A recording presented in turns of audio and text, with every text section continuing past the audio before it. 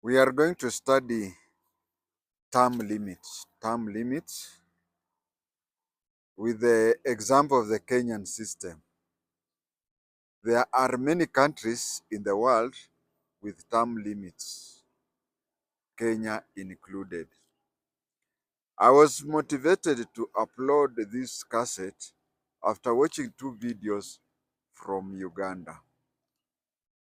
In the first video, Museveni was accepting to be both the NRM chairman and the NRM presidential candidate. In the second cassette, General Moses Ali was supposedly accepting nomination for his parliamentary candidature in Uganda.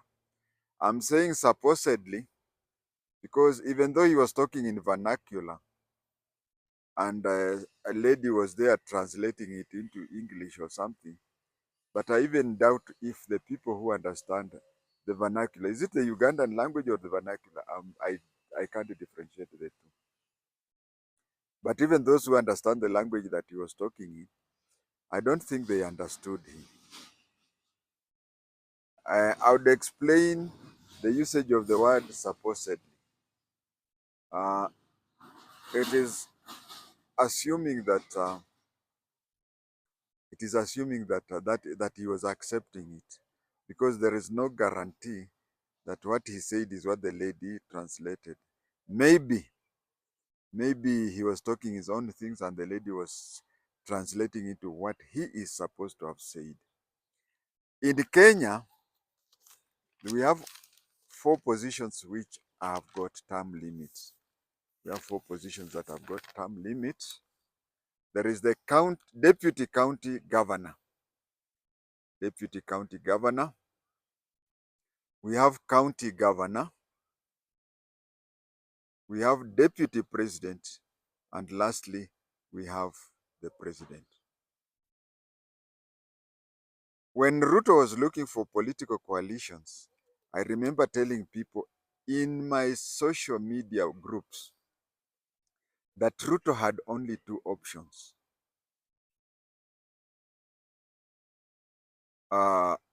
He either goes for the presidency or he becomes the kingmaker. He had already exhausted the two-term limits for being a deputy president. There was no way he could be a deputy president to anybody. Either the coalition were to end up the way it ended up, in him being the presidential flag bearer, or he becomes a kingmaker. Kingmaker, we can compare that to, the best example is Iran. The best example is Iran. In Iran, we have somebody called Ayatollah. Ayatollah, we have a vetting process, the vetting process that vets people who, for example, there is a presidential election and there is a committee. They call it a committee of the religious whatever. This one is supposed to come with a maximum of 4 candidates who are to appear on the ballot paper. Now, the Ayatollah can, without any reference to anybody, exclude anybody from that final list. He does not have to tell anybody. And the president, being the head of state, has always to look over his shoulder over issues that the Ayatollah may or may not accept, especially if he has an idea of running for the position again in future.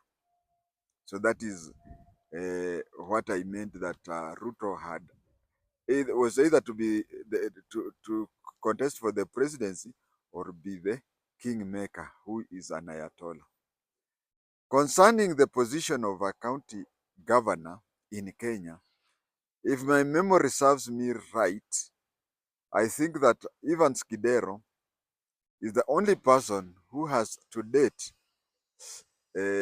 served in one county as a county governor and tried to be a governor in another county. I've just remembered that Sonko even tried that. I think the last election were there not to be other issues and whatever. He wanted to be the governor of Machakos, but he was disqualified because he had already been impeached. The other nearest example where we can give is that one of a governor who serves one term, like 2013 to 2017, and in 2017 he is voted out, comes back in 2022 and is serving uh, a second term. They are not consecutive, but they are second. Examples are a person like Ken Lusaka of Bungoma and Kachapin of West Pokot.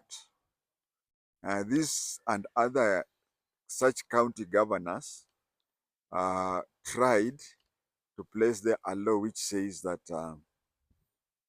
there were some moves to declare that 2 terms be consecutive. There was at like they served in 2013 to 2017, then 2022 to 2027, meaning that in 2027 they don't contest, but in 2032 they contest and be, and hopefully become governors. But they were overruled where they were said 2 terms is both consecutive and also non-consecutive. Nobody has ever talked about, for example, if you are, if let's say you have served 2 terms in one place, and then can you also go to and start afresh from another county? I know Kenyans being what they are, I would not be surprised if a county mayor, actually, our county governors are not even are not governors. I think they're county mayors, who has exhausted his or her 2 terms, he'll try again in another county.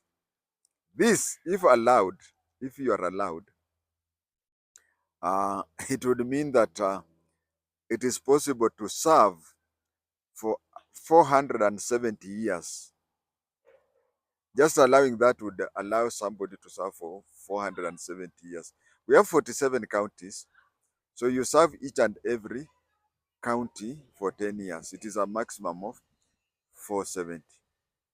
This one reminds me of General Moses Ali of Uganda, whom I had mentioned. Um, these term limits are beneficial to both the leaders and the led. They are also problematic. They are also problematic because a former leader, say a former president, has a lot of following. And if he does not cooperate with the current president, there could be tension. There is a dangerous precedence in other countries that will come to realize that. This dangerous situation is even worse if the president is elected young and retires while still young.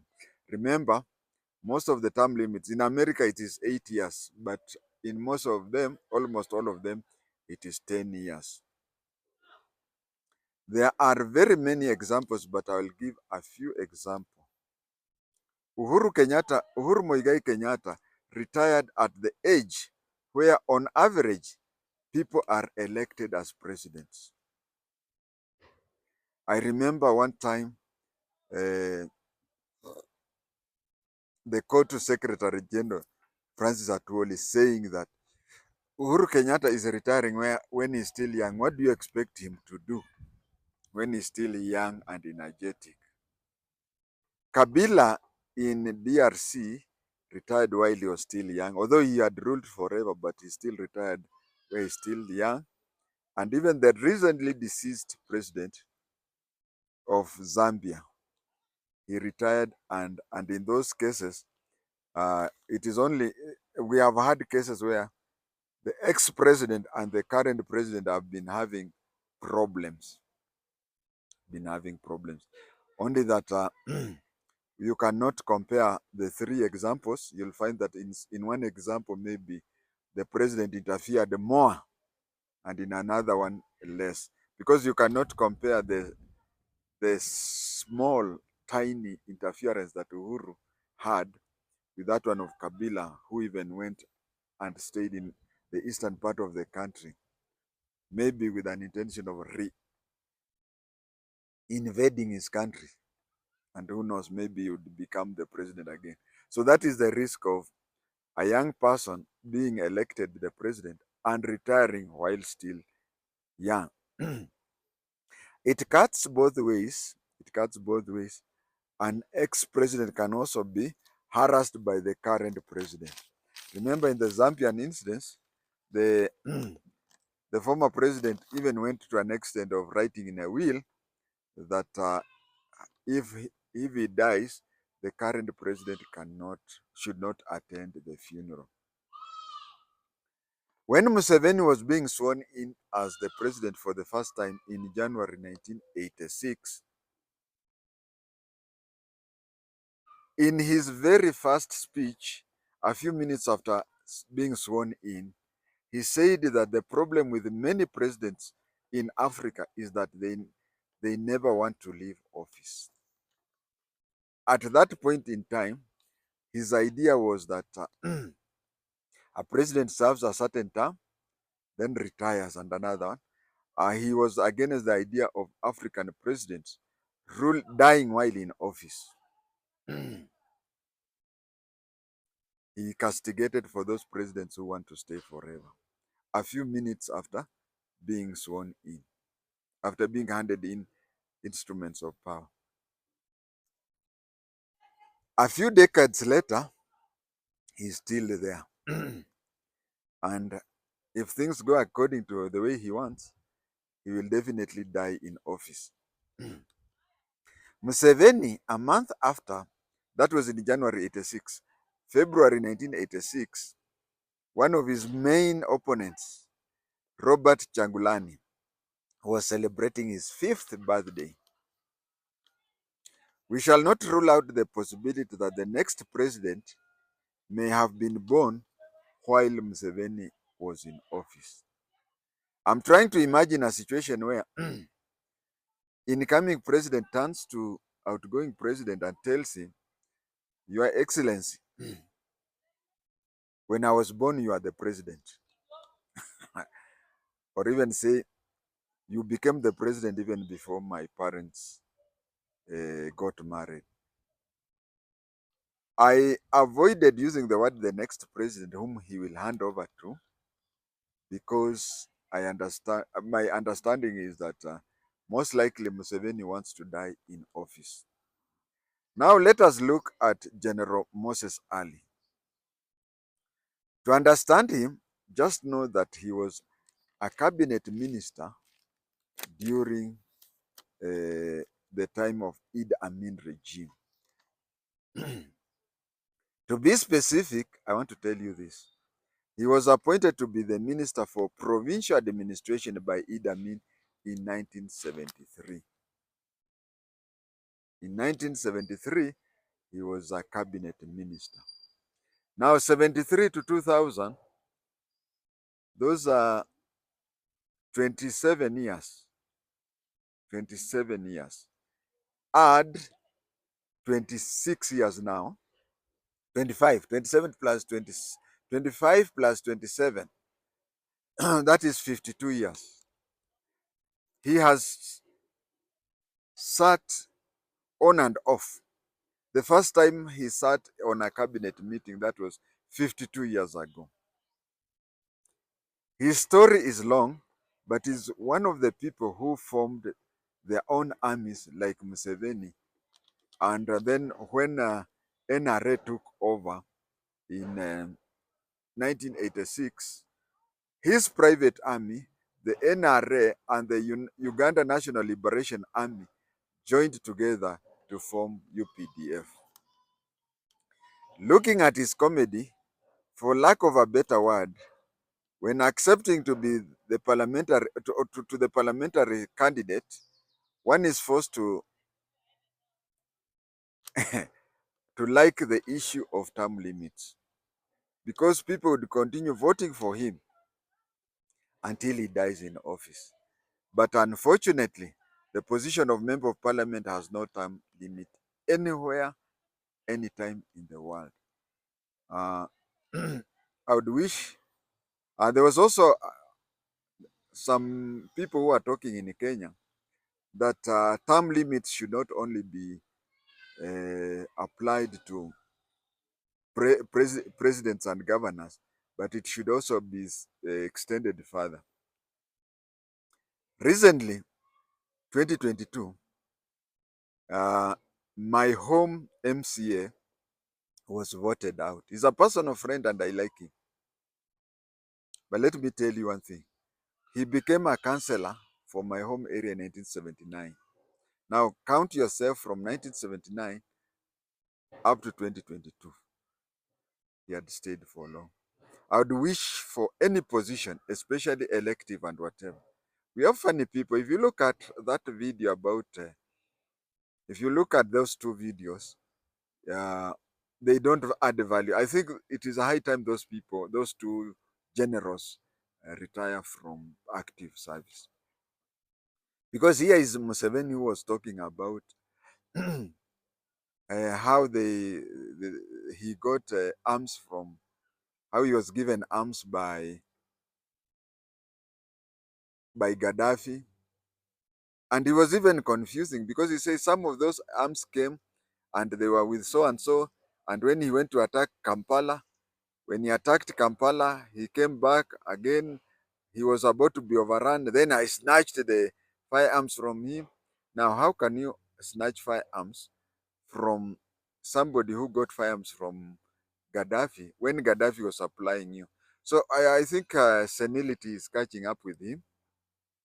And that is why I feel that apart from term limits for the executive position, even these elective positions like councillors, members of the county assemblies, members of the national assemblies, senators, and so on, should also be having a term limit in everywhere and every time. A term limit should not be like that one of the executive of 2 terms. But why don't we have such position with somebody holding it, let's say for 4 terms, so that this term limits shows that it is an indication, it is a two-way sword. It is a two-way sword. On one side, it is telling you that you are not the only one. It is just that you are the best person who can serve that position at that given time. And so there are others who are equally important.